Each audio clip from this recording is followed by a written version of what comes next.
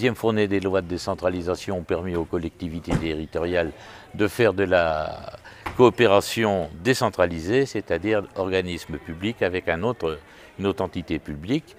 Le président Blaiseau, à l'époque, avait décidé de se lancer dans une coopération. Nous avons alors pris contact avec le ministère des Affaires étrangères qui nous a proposé deux orientations, une vers Haïti et une autre vers l'Afrique de l'Ouest et plus particulièrement la Guinée. Donc c'est la raison pour laquelle une personne de la Charente-Maritime, Philippe de Balance, s'est rendu en Guinée et il a découvert la préfecture de Boffa. Et on a choisi Boffa pour sa similitude avec une grande façade maritime. On s'est très vite aperçu qu'il manquait de sel.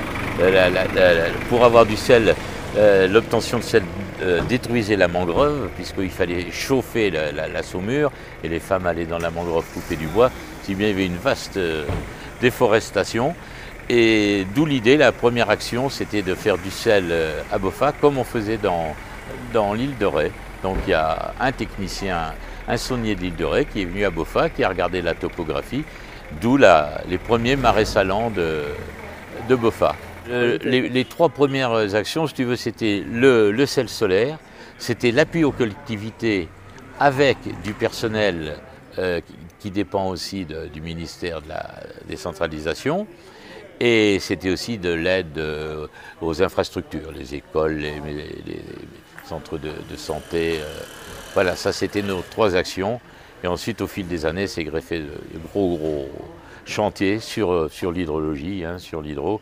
Et là, ce grand chantier sur la pêche, le but étant de créer une vraie filière économique de façon à ce que chaque Guinéen puisse gagner sa vie décemment ici, quoi.